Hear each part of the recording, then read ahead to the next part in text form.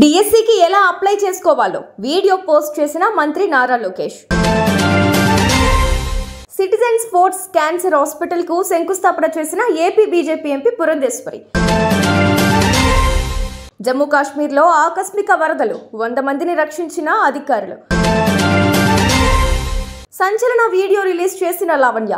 రాజ్ తరుణ్ తల్లిదండ్రుల వద్ద ఆశీర్వాదం తీసుకున్న లావణ్య రాజ్. డిఎస్సికి ఎలా దరఖాస్తు చేసుకోవాలో తెలిపే వీడియోను మంత్రి లోకేష్ ట్వీట్ చేశారు. ap.gov.in, apdsc.apcfss.in సైట్ల ద్వారా అప్లై చేసుకోవచ్చు. వ్యక్తిగత విద్యార్హతలు, టెట్, బీఈడీ లాంటి వివరాలను ఇవ్వాల్సి ఉంటుంది. మొత్తం 16,347 టీచర్ పోస్టులకు నేటి నుంచి మే 15 వరకు దరఖాస్తు చేసుకోవచ్చు. జూన్ 6 నుంచి జూలై 6 వరకు ఎగ్జామ్స్ నిర్వహిస్తారు.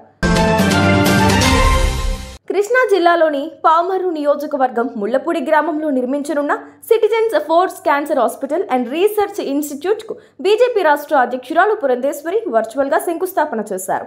ఈ సందర్భంగా ఆమె మాట్లాడుతూ, మా తల్లిగారు బసవరామ తారకం లింఫోమా క్యాన్సర్కు బలైపోయారు అని ఆవేదన చెందింది. ఆ తర్వాత బసవతారకం క్యాన్సర్ ఆసుపత్రి ద్వారా సేవలందిస్తున్నాం. మన దేశంలో ప్రతి 1,00,000కు 9 మంది క్యాన్సర్ బారిన పడుతున్నారు.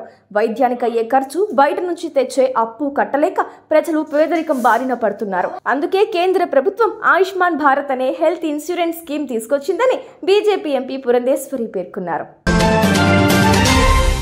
జమ్మూ కాశ్మీర్లో వర్షాలు బీభత్సం సృష్టించాయి. రాంబన్ జిల్లాలోని ఒక గ్రామంలో ఆదివారం తెల్లవారుజామున భారీ వర్షం కారణంగా ఆకస్మిక వరదలు సంభవించాయి. దీంతో వరదల్లో చిక్కుకున్న 100 మందికి పైగా రక్షించినట్లు అధికారులు తెలిపారు. వరదల ధాటికి కొండ చర్యలు విరిగిపడి రహదారులు, ఇళ్లు కొట్టుకుపోయాయి. జమ్మూ శ్రీనగర్ జాతీయ రహదారిని మూసివేశారు. వందలాది మంది నిరాశ్రయులయ్యారు. చాలా ప్రాంతాల్లో జనజీవనం అతలాకుతలమైంది.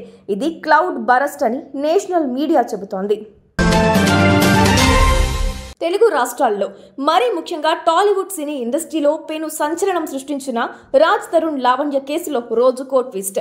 2 రోజులకో కీలక పరిణామం చోటు చేసుకుంటుంది. తాజాగా లావణ్య సంచలన వీడియో రిలీజ్ చేసింది. ఈ వీడియోలో రాజ్ తరుణ్ తల్లిదండ్రుల వద్ద లావణ్య ఆశీర్వాదం తీసుకోవడం మనం చూడొచ్చు. ఈ వీడియోలో రాజ్ తరుణ్ కూడా ఉన్నాడు.